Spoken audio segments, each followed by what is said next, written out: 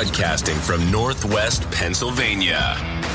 You're listening to the Gen Extra Podcast, a show about Generation X, movies, technology, weird news, and anything else they feel like. Join them every Monday morning. Now, here's your hosts, Dave and Joe. All right, welcome back to another episode. Here we are. It's the most important day in Pennsylvania. Monday. Oh, well. Oh, wait. Are you talking about what happened today? Yes. When you listen to this, it will be Monday. But what happened to today? Yeah, what is the today? 2nd of February. Yeah, February 2nd. Yeah. So what happened today? What is today? There was something in the news about a groundhog that a bunch of suited men pulled out of his hole in the ground. With top hats. With top hats. And then they forced him to lay there for a second. And then they declared that he didn't see a shadow, which is absolutely the best way to predict the weather. So that prediction means that we're going to have an early spring. Yeah. Yeah. We have talked about the groundhog, I think, every year so far. I think we do. Yeah, we do. And I think if you go back and listen, we're probably going to repeat ourselves. So sorry. But what the hell? I'm glad he didn't see a shadow because I am excited as everybody else is for an early spring. But I don't understand I don't even want to say science, but what do you even call it? What the hell is it? The lore? It's tradition, but right? Where did it start? Oh, I mean, Punxsutawney Phil is about as old as I think it can be, right? I mean, isn't it like a 100-year-old tradition or something, right? Yeah, I'm just wondering who the first person was that, it had to start out with just a saying or something, some dude and his groundhog, right? Maybe, yeah. I mean, who knows? But yeah, maybe he actually started noticing the behavior of the groundhog and thought maybe it was a shadow or not a shadow that he was looking at. And I don't know, man. I don't understand how they even know if he saw it or not. I don't know. I watched the video. Did you watch the video today? No, he just crawls around. Yeah, they pick him up. Which I'd go to the thing and just enjoy a good time there. Maybe have a drink or two at whatever it is, 6 or 7 in the morning, right? Yeah. But they pull it up. They do a little thing. They read some stuff. They put him on a flat table, and then he just kind of sits there. He just sits. And then after they stare at him for 20 seconds, they pick him back up and they're like, there's a decision. And then they grab one of the scrolls and they read the decision. I'm still not exactly sure how the decision is made. Works. Yeah. What is the signal? What are they looking for? What is the evidence? Yeah. I don't know if he points, if they're looking for his nose to point to one of the scrolls or something. So I'm glad we have this weird Pennsylvania tradition. I'm glad we have it. I am. I think it's one of the weirdest, neatest things across the United States in terms of weird traditions. But at the same time, I'm still not sure how it works. Yeah, I have no idea how it works. And it's our state's tradition. Yeah, I mean, everybody gets all excited. They all talk about oh, hey, the groundhog, saw a shadow or didn't see a shadow. But no one really questions, how do they know? Yeah, I don't know. It's so weird. What kind of a draw does this event get anyways? It's popular. I mean, in the area, it's popular. I'm pretty sure they get tens of thousands, hundreds of thousands. I'm looking at a picture of it. I mean, it's definitely. Is it Times Square at New Year's? I mean, it kind of looks like that. Are you serious? That many people?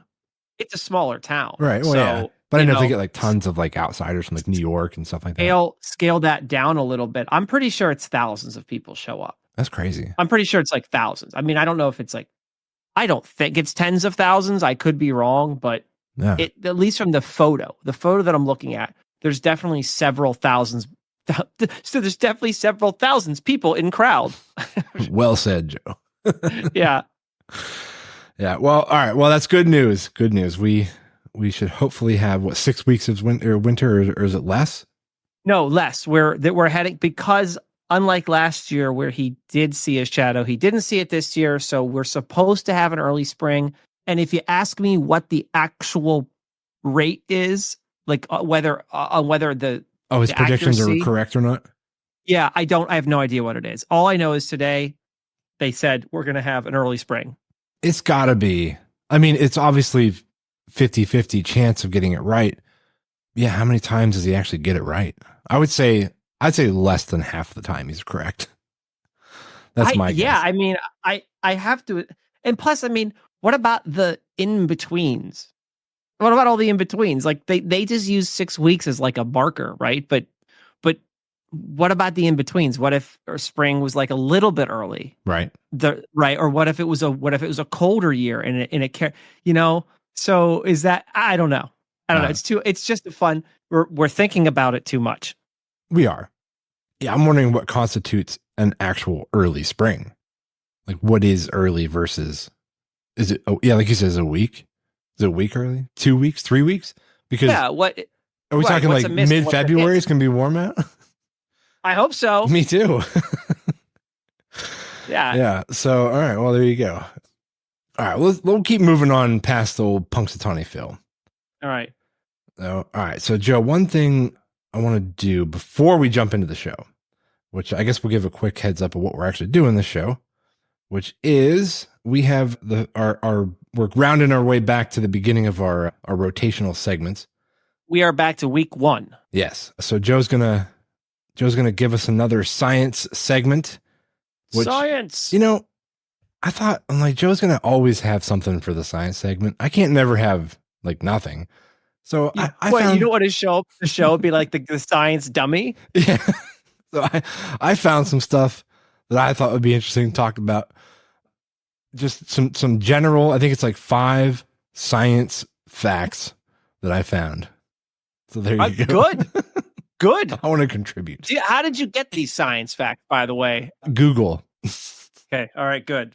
These are not things that I was banking in the back of my mind. I'm like, well, I can't wait to drop these on Joe someday. Yeah, dude, you've been holding on to these for like months. You're like, I'm gonna get him. I'm gonna get him with one of these. He's not gonna know this. Yeah, he's gonna be floored. Yeah, and we're gonna do a media segment. I watched a movie that I want to share. And Joe, you watched what? I promised last week that I would, because I wanted to see it. I wanted to see Oppenheimer. You watched it ahead of me, and you last week were none too pleased. Yeah, and I kind of said, all right, well, I know where you're coming from, but I'm also going to watch it because I think the movie isn't. My prediction last week was that I think people may have thought the movie was something that it wasn't, and I wanted to also watch it to kind of see what I thought. So that's what I did. I'll have that during the media segment. All right, I'm looking forward to hearing about it. And if we have time, we are going to finish up with a game. So, all right. So, like I said, before we get started here, Joe, I was thinking back about all of for a while, we were doing like the Gen Z word of the day. Yeah. And we've kind of run out. So I thought that it would be fun if we took everything we learned during those segments and put them into a conversation. Oh, so we're just gonna, it's like doing our homework, but we finally had to put together like a final book report. Kind of, yeah. Yeah. So I thought we could, just read a little script that we wrote to just kind of display how all these words are used in conversation. Okay. This is going to sound so believable. Oh, for sure. Yeah. Yeah. So Joe, I'm going to start this out. So here we go. Hey, Joe, are you finna go to a darty? I hear it's going to be fire. Bet. Just don't be so extra flexing so much. It's so cringe. I'll try and keep it 100. Your outfit is dripping, by the way. No cap. It's not too chooky. Facts. It eats. Stop gassing. Bruh, people won't recognize you. You had such a glow up. I hit the gym a lot. I've been look maxing. It was my Roman Empire. You're snatched.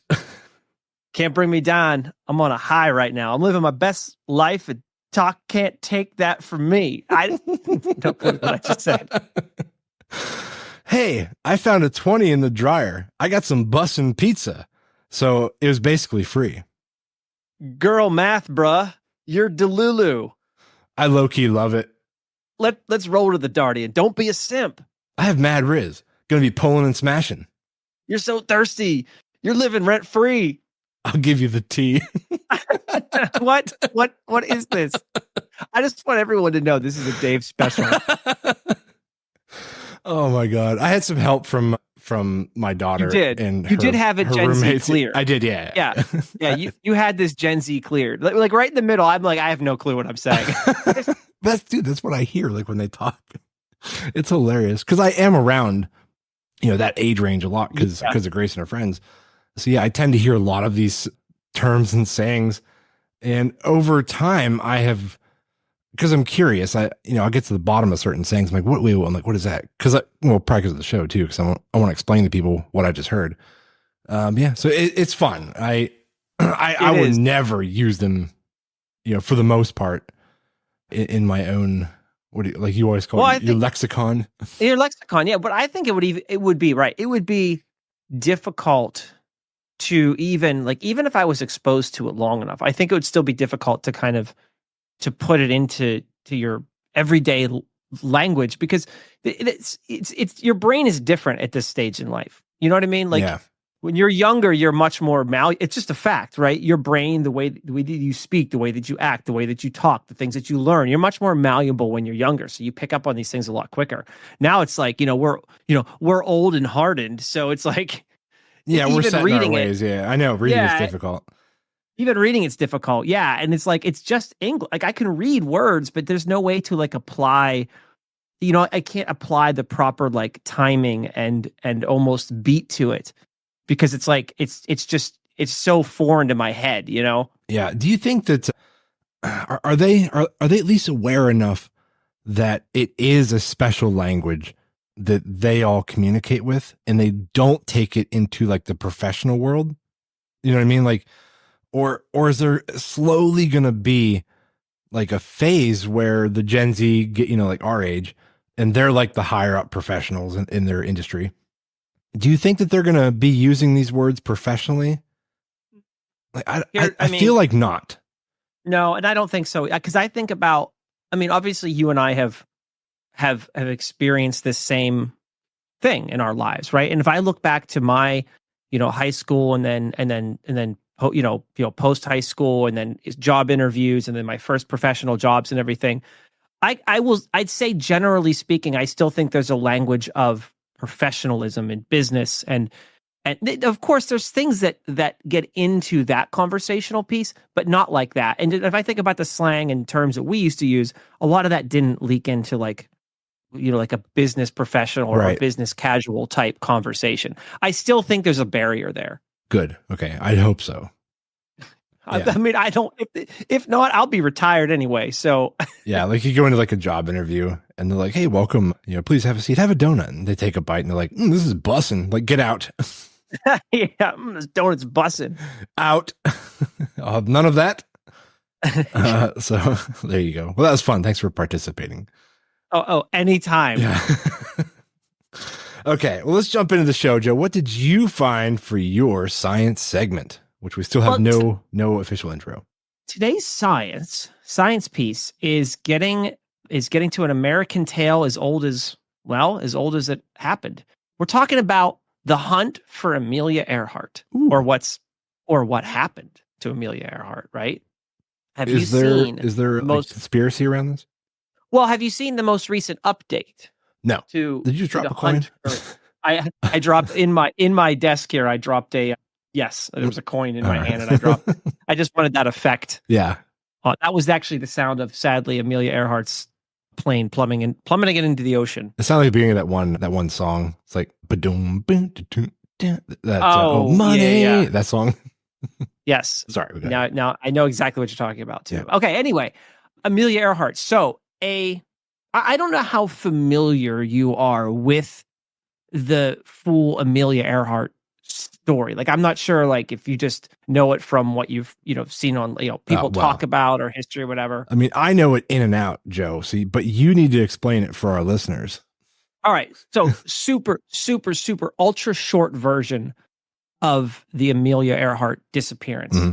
So she disappeared during her attempt to make a circumnavigational flight of the globe in 1937. She was this is going to sound like an ancient airplane. Well, because it is at this point. I mean, the model would be almost 100 years old now. She was in a Purdue-funded Lockheed Model 10E Electra. Okay. Kind of think of it like definitely like a World War II-ish shaped plane. Yeah, I've seen the pictures. Yeah. Okay. On the final leg of her flight, she took off from, I think it's pronounced Lae, New Guinea, intending to refuel on Howland Island before continuing to Honolulu and then to Oakland, California, where the journey was to end. She and her navigator disappeared en route to Howland Island and were never found. And to this day, the mystery is still alive and well. There is some more recent evidence I'm going to talk about today. That's the science portion of today. But the mystery today is still essentially what I talked about right there. What's been the general belief that she just crashed in the ocean? So Occam's razor is something happened and she crashed into the ocean. Okay. And because obviously the area that she could have been in is so large and so wide and the ocean is so deep that it's been extremely difficult to pinpoint her, the crashed airplane. Right. That's the general belief. Now the Amelia Earhart story has a lot of conspiracies and circumstantial evidence associated with it as well too. There is some evidence. No, I shouldn't say that. I should not say evidence. There are some theories or ideas that the Japanese took her, like she crashed somewhere or made it to an island where the Japanese found her and her navigator and essentially probably executed them or just kept them captive, trashed the plane. That's why, no one can find it anymore. Mm-hmm. There's theories that they did end up on an island somewhere and that they just didn't, eventually, unfortunately starved to death possibly. But Occam's razor and most historians still believe that they probably crashed somewhere. I mean, that seems like the most likely scenario. Yeah, it's the most likely scenario, especially in an airplane, at the still arguably the dawn of, maybe not the dawn, but the early morning of the flight age. You know what I mean? Yeah. Yeah, which was, I think, why this was so incredible, that she was going to fly around the world. She almost made it. Yeah. I mean, that in and of itself isn't an accomplishment. It's just too bad that it ended the way it did. Yeah. So what's the new evidence that's come up? So there is a privately funded science, just call it a science expedition, whatever, called the Deep Sea Vision. It's just somebody, how and this gets some bad press these days. It's another, millionaire / billionaire. I'm not sure what level he's at, but his name is Tony Romeo. And he's a privateer when it comes to kind of like these science explorations, right? Okay. He has chartered and mapped, I don't know if he's mapped, but he's chartered a lot of undersea expeditions. He goes looking for things. Okay. Basically. What's he using? He is using a professionally designed undersea autonomous water vehicle, an AUV. It's an autonomous underwater vehicle. Him and his team are not in it. They just look for things in the Pacific Ocean with this autonomous vehicle. So it's doing that, like you said, that 3D mapping to where they can really get a good vision on what's down there. So I believe in this case, and I'm reading, this is the version that's on National Geographic. This just came out a few weeks ago. This version of the vehicle is a sonar-based vehicle. Okay. So essentially what they're looking for are larger objects. Right. I don't think he's doing anything like highly detailed. I think they're down there looking for large, what they're looking for is they basically take the vehicle, they put it down there. And this is what's kind of cool. This is kind of the sciencey part of all this. And they just start bouncing sound waves off of everything, right? Mm-hmm. They're looking for things to come back that should not be there. So what happened is they were searching in what he thought might have been an interesting place to look. Didn't even notice it at first, right? They were reviewing their images that came back, and they immediately skipped over it originally because they thought it was like a mistake. or they thought it was like basically call it too bright or too obvious. Mhm. But then they started looking at it. He realized where he was in the Pacific, and his idea, and he admits this is not 100%, and nobody should take this as we found it. But he, on second reflection, almost sounds kind of weird to say that, but on second look, he believes he maybe have found the resting place of Amelia Earhart's aircraft using sonar imagery. Okay. All right. So what's did they say what the plan is now? Are they going to go and like see if they can recover whatever it is? So let me see what he says here. They thought that the data from had been corrupted, and it was, but they checked the data, it wasn't corrupted. And he said they didn't. Oh, this is unfortunate. We were out of time. We were out of resources, says Romeo, and we didn't have a camera on our AUV. It broke really early in the expedition. So apparently they did launch with a camera, and it wasn't available, at least now, or it wasn't available during the expedition. Returning to go over the target again with just sonar didn't seem worth it for the hundreds of thousands of dollars he estimated it would cost.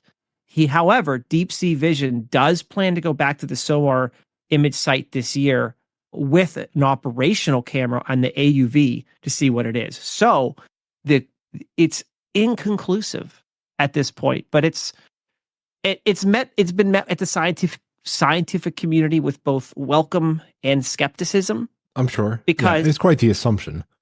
Yes. And he's also being very fair about it too. Like he's not saying I found it. Yeah. He's saying, what we found and where we found it, it's possible. Right. And it stands out enough that the confidence level is relatively high, that it's not just, a rock outcropping.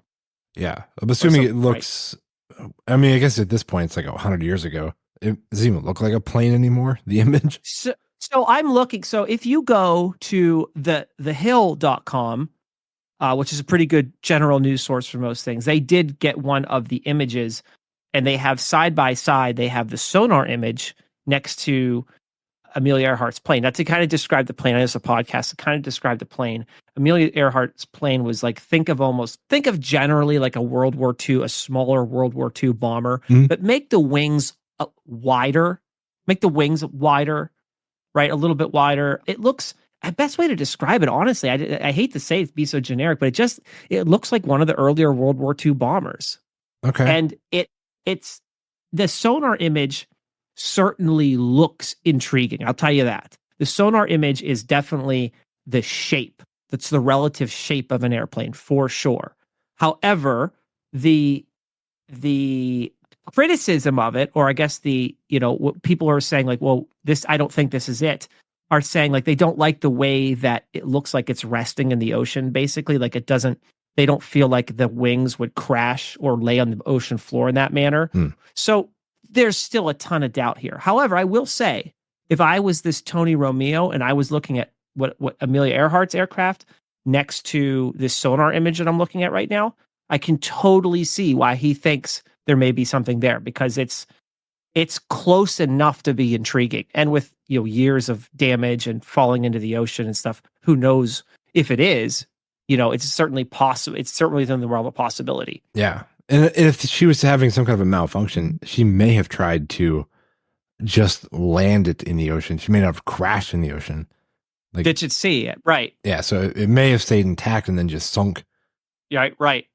Yeah. So, but that's crazy to think about. That if, let's just say hypothetically, that is her plane. It's crazy that the ocean is that vast that it has taken by accident someone 100 years to find. Yeah. Like, again, it's if it's wild. true, but yeah, it's crazy. And that's the scary part too about, when people go like overboard on like a cruise ship. Always my worst fear. Oh yeah. Well, you have to have your whistle on you. Yeah, man. Have the whistle. I still get made fun of a lot for that. But yeah, so I mean, it's crazy because like the last cruise we were on, I remember I was looking at my Google Maps, and like we were just in the middle of the Caribbean Ocean, and like, dude, if something happened, and like we had to take like lifeboats, and we were all bobbing around out in the middle of the ocean, Mm-hmm. Who's going to find us if we can't communicate with anybody? He's going to be bobbing around out there, man, like Castaway. It's crazy. Well, and at least in that situation, you're a little bit better off because something crazy happens on a cruise ship, and it's, you and your wife stranded on a a little bobbing and weaving, lifeboat. Yeah. At least at a minimum in the modern information age, they know where the cruise ship went down or started to sink or whatever, right? Oh yeah. Or so there's a starting point. But you think about this Amelia Earhart stuff, all they know is where she took off from and her supposed flight plan. And so they've estimated where she could be, but it's massive. It's just stupidly big. Yeah. Yeah, that's crazy. It'd be frightening too to take a little plane like that, just over the ocean. God, it'd be so terrifying for thousands of miles. Yeah, exactly. Right. Yeah, and nothing but water, and too, and just like I'm sure and I am definitely in the camp of if you would ask me what happened to Amelia Earhart, I'm going to tell you she crashed in the ocean because it's the most logical answer. But yeah, for sure. That's right. That's why I say too. To be up there flying, in an early-ish airplane. It wasn't like I said, it wasn't the dawn of the flight age, but it was early enough to still be relatively dangerous, right? That, it's still something that, just being up there thousands of miles of ocean, like, if you're going down, there's nowhere to go. You can't just radio into the local airport and be like, I have to turn around. Yeah. I wonder if they've made any movies about this, like some of the fictional, theories about what happened to her. Like, I wonder if there's any movies out there that exist like that, like, like the theories behind, what actually happened to her and some crazy stuff. I don't know. Like, I'm wondering if there's a film. Well, it's funny you say that because this would be exactly something that would pop up on Netflix, because Netflix has like a whole section of what I'll call, I don't know if I'd call them exactly like documentaries, but they're like the theory of Amelia Earhart. You know what I mean? Yeah, exactly. Yeah. And it's like, and they'll talk to anybody. They'll talk to anybody, right? It's like they'll talk to the aliens guy, right? And he'll be like, well, obviously it was aliens. Oh God, yeah, I know. That's what I was thinking too when you said that too, like ancient aliens. Clearly, the ancient aliens took Amelia Earhart on their way off the planet. That would make sense. Yeah, that actually makes more sense. They would find a way to make that sound legit in their heads. Oh, totally, dude. If it was the ancient aliens guy, he'd be like, "Well, Amelia Earhart's missing, therefore it must be aliens." Yeah, it's like if you look at her flight plan, this was in the trajectory of when Venus was crossing, this point. That would be exactly it too. Yeah, convoluted, ridiculous theory. Mars lines up with Earth on this exact day. Yeah, it's like, and there's been reports of lights in the skies that same evening that she crashed. That would exactly be it. Yeah. Yes. Reading documents from 1937 reveal lights seen in the sky the very morning Amelia Earhart took off from. Coincidence? I think not. Clearly, it's aliens. Yeah. Or like the famous saying, I'm not saying it's aliens, but it's aliens. Yeah, there's like one person in the background, like behind the camera guy. He's like, have you considered that it just crashed? You're right. Like, no. Impossible. No, aliens. Oh my God. Well, that was interesting, man. I found that quite fascinating. Yes. And I honestly, I hope you and I are alive when we finally figure this mystery out, but this is like one of the ones that I'm like doubtful on. Yeah. Oh, yeah. I mean, you have your hopes up that maybe they've finally solved the case, but probably not. Probably not. I guess if they go back out, maybe we'll find out. If they can find any evidence that might still exist down there of that, if it is even a plane. I know, right? And that's part of the problem too, is that even if you find it, what's going to be left that you can do like CSI on? I don't know. Anything that wouldn't deteriorate in the sea. Yeah.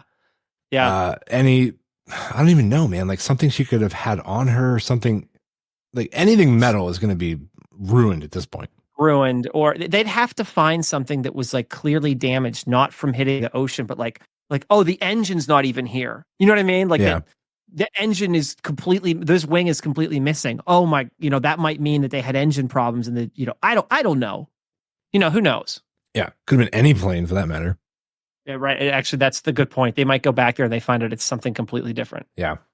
So, all right. Well, let me do my little bit here, Joe. I found some interesting facts that fall under, I guess, the science category. You're like, I swear this is totally science, man. All right. So, Joe, my first fact, because like I said, I want to contribute to this. All right. I'm ready. Go. A single day on Venus is longer than its entire year. Oh, yeah. Okay. That makes sense. Explanation. Slowly. It says Venus has an extremely slow rotation on its axis, taking about 243 Earth days to complete one rotation on its own rotation. That's a day. That's one day on Mars. We would be very... Well, no, it's what's its time around the sun? Does it say? Yep. In contrast, its orbit around the sun only takes 225 Earth days. So it spins around the sun faster than it spins around its own axis. That's crazy. So slow. That is wild. We'd be even older on Venus. Yeah. Oh, or younger? I don't know. More rotations around the sun makes us older. That's true. I'm thinking of Well, I mean, we wouldn't literally be. I'm thinking like days. Well, I mean, how do you want to measure it? Yeah, exactly. Right? Yeah, right? If you want to measure it by... Exactly. I am 36 days old. Yeah. Just go with that. Yeah. All right. So another one for you, Joe. Do you know what a group of pandas is called? Yeah, it's called a group of pandas. That is incorrect. It says when a group of pandas gather together, it's referred to as an embarrassment. What? That's what they're called. Yes. While pandas are undeniably adorable, the term adds a humorous twist to describe these cuddly creatures on a group setting. So, yeah. That's great. You have like a herd of, something. Yes. When pandas are hanging out together, it is called an embarrassment. An embarrassment of pandas. Yeah. That's fantastic. There's no more explanation than that. I don't know why it's actually called that. Someone decided that's what it should be called. I honestly, I don't know how they landed there. Me neither. Like look at that. Look at them all hanging out together. It's embarrassing. Yeah, that's what we'll call it. Yeah, that's good. Good, Johnson. All right. So the world's largest desert, Joe. Yeah. I'm kind of turning this into like a half-ass quiz here. Do you know what the largest desert in the world is? I thought it was the Gobi. Is it? That's the largest sand desert. This is like it's like a trick question. It's Antarctica. It is. Yeah. It says when people think of deserts, they often picture vast sandy landscapes. However, the largest desert on Earth is Antarctica. Deserts are defined by low precipitation, and Antarctica fits the criteria, receiving only 2 inches of precipitation each year. That's right. It's funny because I think I learned that in like 6th grade that the word desert applies to both environments. Yeah, any environment. I actually didn't know that, so I thought that was pretty interesting. That is cool. I probably learned it at one point. Literally, it's very cool. It is very cool. That was terrible. All right, next one, Joe, I got for you here. I got 2 more. Cows have best friends. Yeah, think about that. Cows have best friends. Or don't, because that just makes it feel worse when you're eating a nice steak. It says cows are social animals that can form close friendships, and they often have best friends. They can become stressed when separated from these companions, highlighting the social bonds among the seemingly gentle creatures. Yeah, that's kind of sad. I don't want to think more about that. Not too surprising, because think about any time you drive past a field of cows. They're just hanging out, yeah. They're always just in the corner hanging out together. So totally see it, man. Totally see it. That's a cool science. Think they rip on each other like human beings do when they're good friends? They're like, yeah, hey Dave. Yeah. Hey Dave, what do you call those? What are those knobs you're standing on there? What are those legs? Yeah. I don't know how they even rip on each other. You're like, what do you make fun of a cow for? Like, I don't know. Or they just make stupid cow jokes to each other. I mean, I guess they'd all be females, so I don't know. Maybe they're just chit chatting. I don't know. I don't know. All right, here's another one for you. Bananas are berries, but strawberries aren't. Huh? I didn't know that. I did not know a banana was a berry.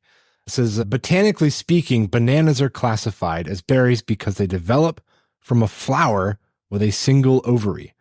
That is interesting. Interesting. They do fall into the berry classification.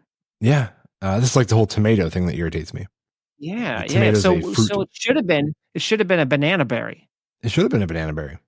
It says, on the other hand, strawberries, despite their name, are not true berries. They are considered aggregate fruits, as their seeds are on the outside. Interesting. It is really. I guess I never really knew where to. Sure, I didn't know where to place the banana. Now I know. Yeah, I guess if they're not called strawberries, it is a fruit.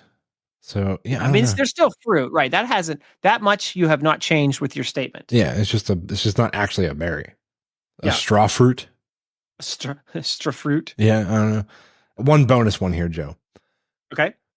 Apparently, according to this, penguins propose to a suitor, a potential mate.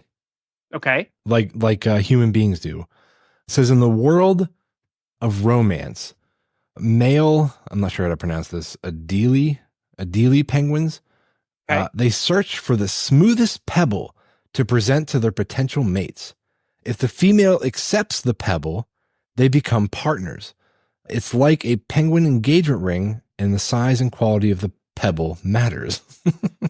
I like how this. I could just imagine a penguin trying to roll like a boulder, over to his potential mate. Oh, it crushes her. He's whoops. Like, oh no. Was it too big? Was it too big? Damn it, I shouldn't have listened to Dave. Yeah. Who pointed this one out to me? All right. Oh my God. Well, there you go. There's my little contribution to the science, Joe, to your science bit. I liked every one of your facts. Those are good facts, man. Thanks. So, all right, I am going to give you we're on to the movie or media picks, media recommendations. Media picks. We don't have an intro for media yet, do we? We don't have interest for anything. All right. I'm going to give you mine because I feel like yours is going to be a bit more of a conversation piece. All right. Well, go do your thing. Go gadget. Go movie review. Yeah. Or show review. All right. So I watched the new Mission Impossible movie called Dead Reckoning. Have you seen this yet? My wife and I really want to see it. So this is going to be interesting to see if I have to do another follow-up based on your review. Yeah, you can find it on Paramount Plus. It was really good. It was like a 2-hour and 40-minute watch or something like that. Okay. But it really kind of hits all the Mission Impossible, excitement that most of them deliver. But this one was like a little bit different. It was, it was like it had like a couple like funny-ish moments in it. But I like Tom Cruise's character has evolved in his Mission Impossible life. Like, you remember in the very beginning, he was very, very serious. Mm-hmm. He still has those tones in this movie, but he's also he's older. So they're kind of playing with that a little bit. Like it's funny in a way. Like it is almost weird to think about Tom Cruise actually being, for the lack of a better term, old, right? Yeah, he's like 60 now, I think. Yeah, like that's just even though obviously you and I are older, that's still something when I watch those movies, I'm like, this is however old Tom Cruise is now, he's definitely getting up there. He's doing most of those stunts. Yeah, still. 61. 61 years old. He still looks good too. Good for him. And so you guys, did you watch it by yourself? Did you watch it with the wife? I watched it by myself.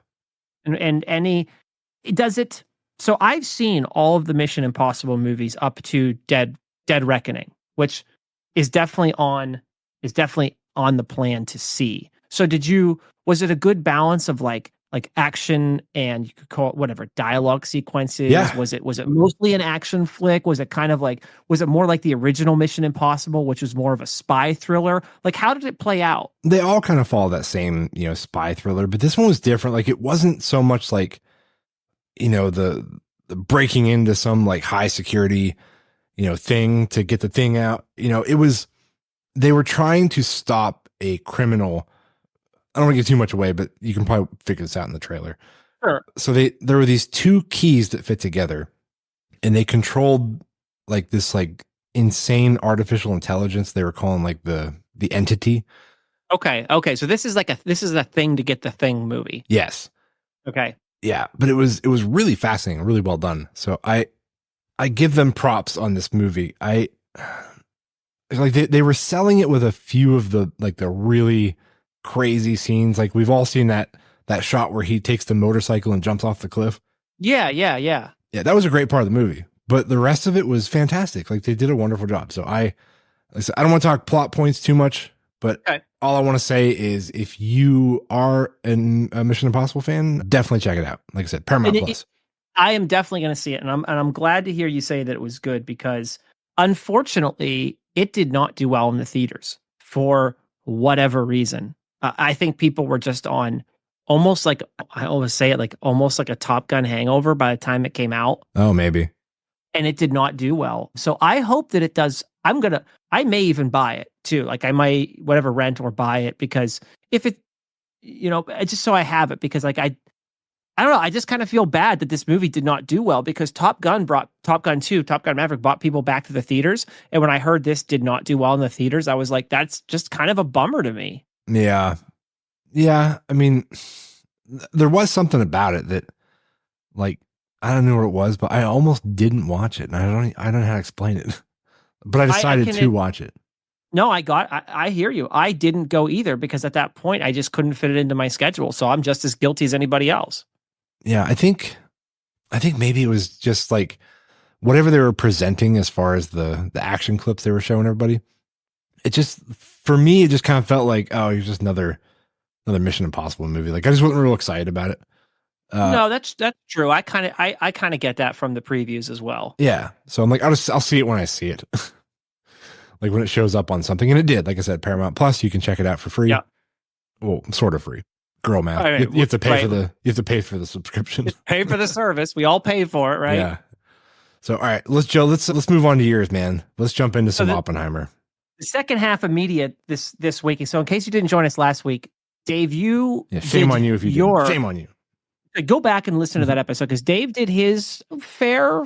We tried to keep it short, but you kind of did a review, to be fair, of Oppenheimer last week. The first half. I was kind of the first hour because you only made it an hour and 20 minutes through an hour 20 minutes into Oppenheimer. Yeah, and it's a movie we've been talking about actually along through the various past few months because it was that and like Barbie came out at the same time, right? And and I was very excited because I was very excited about the movie because I am a big history buff when it comes to like the building of the first atomic bomb and what happened at Los Alamos and how we even got to, we got to that point, and eventually, drop those nuclear weapons on Japan. And the history is just fascinating to me. So I was very excited about it. Go ahead. I do want to say one thing. And actually I forgot to mention this on the last episode.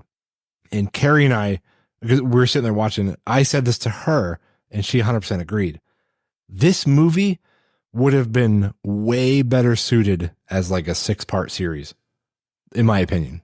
So after watching it, so to your point, when I watched, so I said last week, I'm going to go watch it before the next show because, you found that like, yeah, maybe this would have been better as a series or it wasn't very exciting or whatever. And watching the episode, right? Mm-hmm. Watching the movie, I saw what you saw in that first hour. Okay. Like basically the first hour is setting up the foundation on Oppenheimer. But and what I found when I was watching the movie was that about at the 30 to 45 minute mark, you start to realize that this movie, as crazy as it sounds, is not about the atomic bomb. It's not. Oppenheimer's not about the atomic bomb. Yes, they do that in the movie, but the actual building of the weapon and the success at Los Alamos is only about, I would say, is really only the second act of the movie. The movie really has 3 acts. The movie has the opening, which sets the stage for Oppenheimer, like where he comes from, the people he associated with. The middle is what everyone thinks the movie is, which is the building of the atomic bomb. And then the third half is how Oppenheimer was treated after we dropped the weapons and McCarthyism, McCarthyism was the thing in the United States. I don't have enough time to go into like what McCarthyism was basically hunting out portions of our government were basically hunting out anybody who had any kind of opinion or thought about like communism or socialism whatsoever. It was quite frankly, it was a terrible time in this country. But it's how Oppenheimer was treated during the McCarthyism era. So there was kind of 3 phases of this movie. And coming away from it after kind of taking the whole 3 hours in, I was up until like 2 something last night watching it because it's such a long movie. I came away really enjoying it. Okay. And it took that first hour. So that first hour when I watched it, I was kind of right with you where you were sitting. And I was kind of like, I'm not sure exactly where they're going with this because I didn't know what exactly they were setting up. It was hard to figure out. Yeah. And once I had kind of got into it and I started to see, they basically use the movie as a tool to teach you what a weirdly complicated and amazing, strange person Robert J. Oppenheimer is. And he is. By the end of the movie, you're kind of like, you kind of come away from it like they do the whole atomic bomb thing, but you kind of come away from it with an understanding that he wasn't a simple person. Like he had a bad side, he had a good side, he had an interesting side, he had a science side, he had a side where and I think that I forget, is it Cillian Murphy that plays him? I have no idea. Just does an absolutely bang up job of posing as Robert Oppenheimer. Yeah, I mean, I don't know. I didn't know anything about Oppenheimer. I never even saw a picture of him. At least I can remember. So I don't know how much of his likeness was, how he was like in relation to the actual character. Yeah, I don't know. But from what you say, good for him. He did a good job. It's a movie. I think Matt Damon's in it. Emily Blunt's in it. I think it's a movie Matt Damon. Robert Downey Jr.'s in it. Mm-hmm. It took us a second to realize that was Robert Downey Jr. It did. He's getting older too, by the way. Wow, they made him look even older too. And Matt Damon is too. But I think once my brain set into the fact that I'm in for a movie that is basically what's the right word? Is basically a walkthrough of Oppenheimer's like the prime of his life, essentially, then I kind of settled into it. But I mean, that first hour does take a little while to get into because you just don't know where they're going. But once I settled in, I was like, and I think Emily, one of my favorite, besides Cillian Murphy. Emily Blunt's character, yeah. Emily Blunt's character is phenomenal. She's such a good actor. She is too. Like I was watching her in something else recently, and I haven't seen her in a lot of things. Honestly, I don't watch a lot of movies with her in it, and this movie really kind of changed how my kind of the idea that I have in my head as what kind of actress she is. Like she was phenomenal.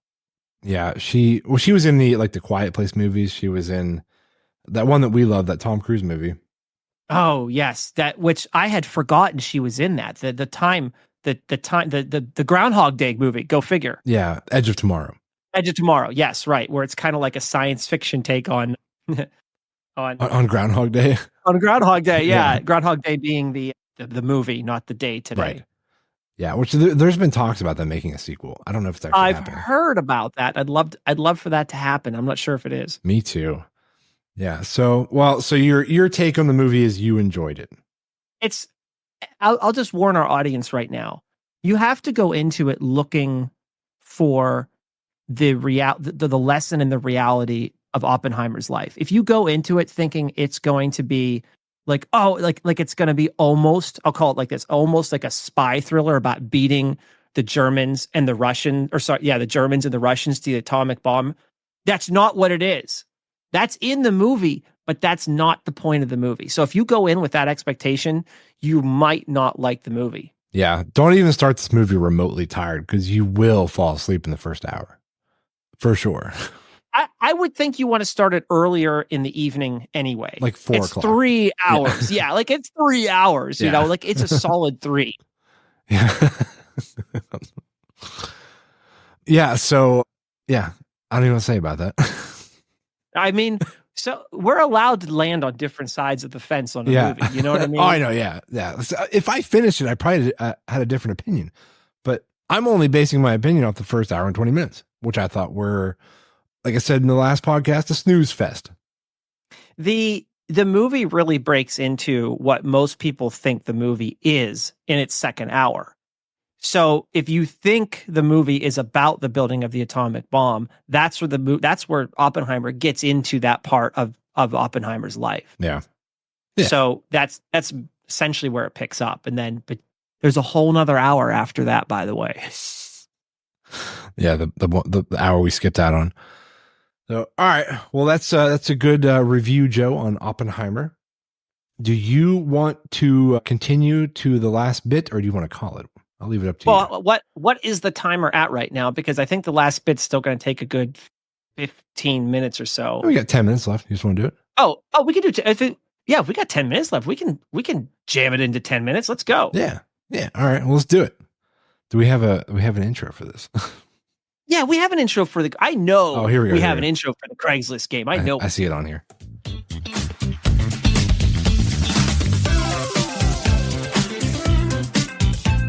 Do we say something over this? Yep. Craigslist game. Dun, dun, dun, dun, dun. We need better intros. I kind of like the Craigslist game intro. I actually like that as the intro. Yeah, it's goofy. You know? Yeah. All right. So if you're not familiar with the Craigslist game, one of us or both of us, depending, will find things on Facebook for sale and see if the other person can guess how much they are. Things on Craigslist. What did I say?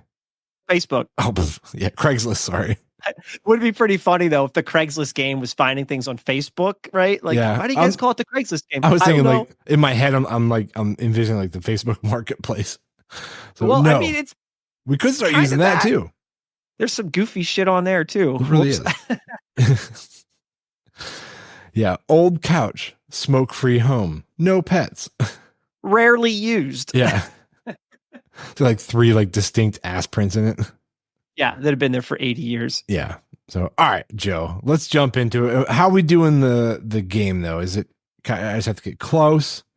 Well, I forget. There's a version of this game that you like, and there's one that you don't like. I think you like the version where you just try to get close. So I we'll try do to that. get close. Yeah, I don't want to be playing that Price is Right style. Okay. All right, Mr. Anti-Price is Right. Yep. I am selling you a sword collection. Okay. Okay. It's a sword collection. However, the price that you have to target is just.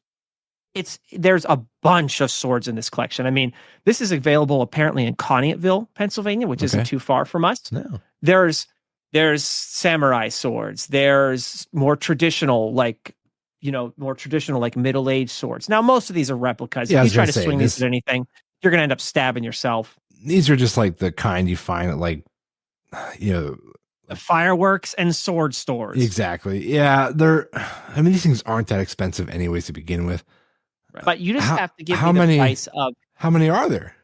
Well, no, there's this collection is huge. There's probably 20 different sets in this collection. You just have to guess the price of one of the sets. He's selling each one of the sets for the exact same amount. You just have to. So if you're not buying this whole thing, you're just buying one of the sets in the collection. He got married. That's what happened. And she's like, get these out of here. Exactly. There's like a kid on the way. And he's like, you have to sell this stupid sword collection. Yeah, that's exactly how this is going. Yeah. I'm going to say he wants $300 for a set. Am I even close? Oh, okay. So he takes your money and gives you 3 sets of the swords. Oh no, he wanted $100. He wanted $100 for each set. Yeah. See, cheap ass. Okay. All right. I mean, yeah, that's right. It kind of gets to like how cheap these, like they look, don't get me wrong. They actually look nice, right? but you hang them on your wall. Yeah, you don't go out fighting with them. And you don't let like your drunk friends take them off the wall or anything, you know? No, try and play like real life Fruit Ninja. Oh, that is definitely something would happen, and you definitely don't let your friends touch it. Oh, I saw a video that actually happened. That's why I said it. Oh, they actually did try real life Fruit Ninja? Yeah. Yeah, and it was really stupid too. Like they, instead of taking the blades like away from each other, he pointed them inwards and kind of like scissored in and ended up slicing his one hand wide open. Idiot. Oh my God. Oh my God. Yeah, so don't do that. Okay. Yeah. Well, on that note. Sorry. Okay. So this is.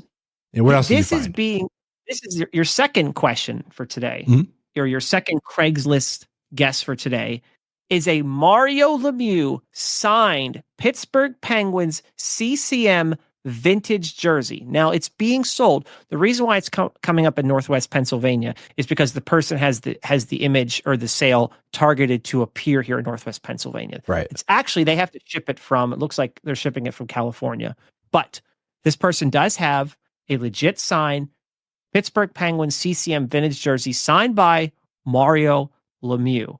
What do you think you're paying for it? $400.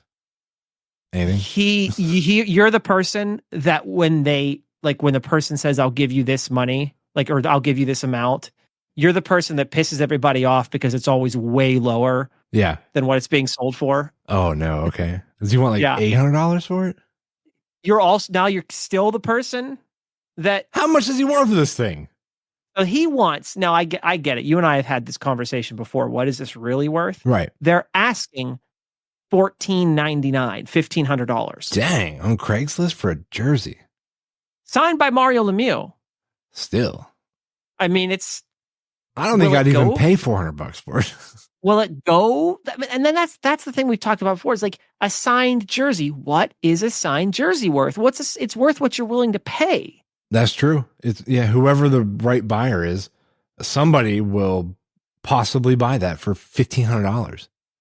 Right, and you just kind of have to. You just have to kind of hold out. Oops. Whoa, you're like, My and bad. This one is $1,500.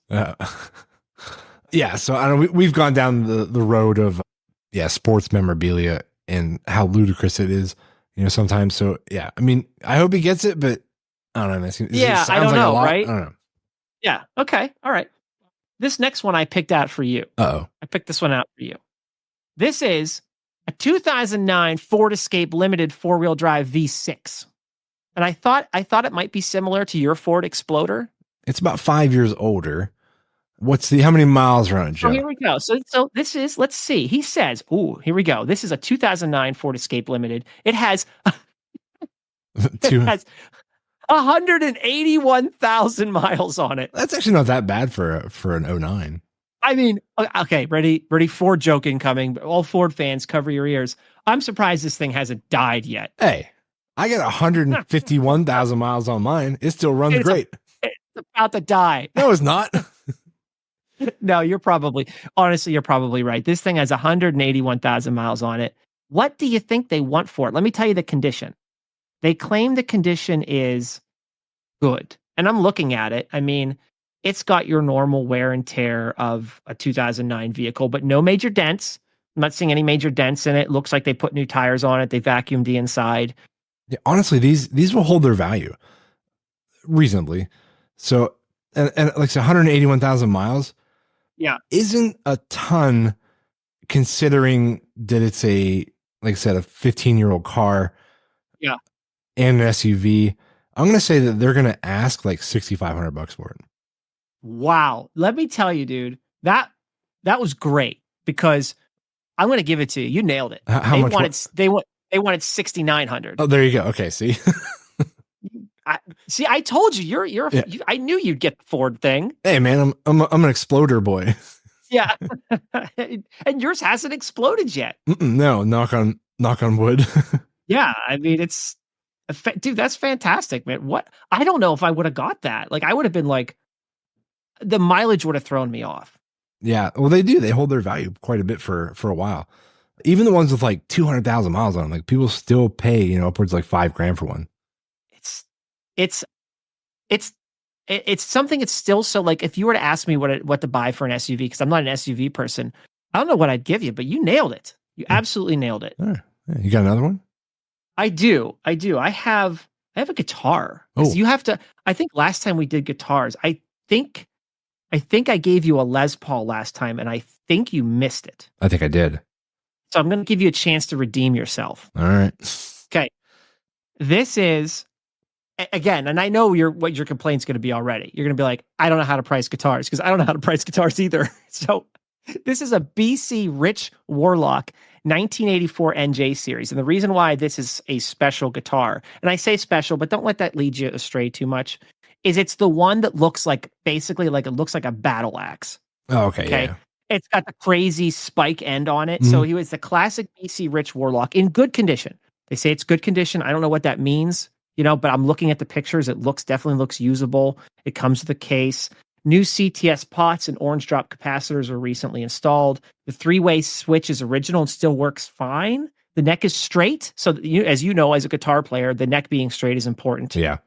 Factory tremolo bridge. Some scrapes and chips, normal for its age, but nothing major. Served me well, but they want to make more room. What do you think about the BC Rich Warlock 1984 NG series guitar? What do you think? What are you paying them for? So I'm going to say, just on a total guess, like the average ballpark price I see for like a non Les Paul, not like a real high end guitar. Yeah. The average like used price I'll see is like $400. That's my guess. Holy bananas. What's that? You nailed it. That's what they're asking for it? Absolutely nailed it. Nice. You absolutely nailed it. They are very happy. They want to do business with someone like you. And that was $400 on the dot? Yeah. Wow. $400 on the dot. That's a pretty good guess. I mean, I've often I always thought that those battle axe guitars were honestly more. I thought that they were like a crazy collector's items or something, but I'm like, this is like $400. So you could pretty much pick that up for anybody and be like my first guitar. Yeah. So many guitars you'll see, like if you're looking on used guitar sites or, marketplace, stuff like that. Yeah. It just seems like the average roundabout price is like $400 that people are looking for. Yeah. Like what is that? Like, I don't know. Why? I don't know. I have no idea why. People they just won't pay. Maybe they just don't pay more for it. Maybe not. Yeah. Like, so that's about the average I see. So that was my parameter for the guess. And I think I nailed it. You absolutely nailed it. That was great. What was that number? 4? 3, 4? I think it was 4. Yeah, give me one more. Give me one more. All right, here we go. One more. And you've absolutely nailed it today, by the way. You're killing it. Okay. Last one is an oldie but a goodie. And I mean that because of the object, not because of the age of this game show. Right. It's a Kodak carousel projector. So the things you see in the movies when everyone's like, hey, do you want to come watch my slides from my vacation? Oh, yeah. No? Yeah. Yeah. I remember those from high school. When they would use those, remember? Yeah. Yeah. We are, you keep reminding me that we are old enough to understand what this thing even is. Okay. Yeah. We had slide projectors in school. Yeah. And they would click the button and the next slide, go to the next slide or whatever the lesson was that day, whether it be math or science or history or whatever. Yeah. Now, if they even use them anymore, they use actual projectors hooked up to a computer. Yeah. Or everyone has their own. Most kids in school now have their own laptops, and the teachers just share the information on the laptop. Yeah. Do you remember like they would have they'd have the projector screen, and they would have this big clear glass piece on the top where the instructor or teacher could write on it. Yes, I do remember that. Yeah. Yeah, like that was crazy. It was like it was so cool then. It was so analog. I know. Right? Like between the blackboard and like the clear screen, so you could write on the lesson, so you didn't ruin whatever you were writing on the background. They had the clear thing that they. Oh, wait a minute. You're talking. Hold on a second. I want to make sure I'm talking about the right thing here. What I'm referring to, what you're talking about, was like the flat top projector. Yeah, I know what you're talking about, but they had like yours, like the projector that has the wheel of the carousel. Yes, that's what I'm selling. Yes, correct. Yeah. But no, I think they had something. Oh no. So you're right though. They did. They had the other projector. Right. But what they would do is put like a piece of paper or something, like a translucent translucent piece of plastic, and you could write on that. Yeah, that's right. Okay, yeah, that's right. All right. Yeah. So, all right. So I'm going to say the guess for the carousel projector it'd be cool if it came with like weird, like slides of like somebody else's family. Somebody else's vacation. Yeah. I'm going to say I want like $100 for it. That's my guess. You nailed it. $100? You absolutely nailed it. Dude, I'm killing it today. Between the Ford, the guitar, right? The projector, and something else. There was like one more there too, yeah. Yeah, I don't know. You nailed it. Like I don't know if we could. You're too good at the Craigslist game now. Yeah, man. I think I botched the first one, but yeah, I got a bunch of the other ones. Yeah, I was like, oh, I got them today, but you're like, nope, not today, not today. You. Yeah, well, that was fun, man. Good finds. Yeah, so if anyone's looking for those things, you can find them on Craigslist right now. Yeah, Northwest Pennsylvania. Look it up. Oh, yeah, I'll tell you, the only one that you kind of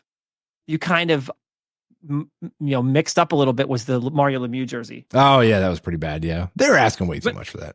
But again, that's some of the most difficult thing, right? It is sports stuff. What's a jersey worth? Yep, it's signed. Who knows? Yeah. So all right, well, let's wrap this one up, man. That was a good show. That was fun. So thank you all for tuning in on another one, and we'll see you next Monday. Talk to you next time.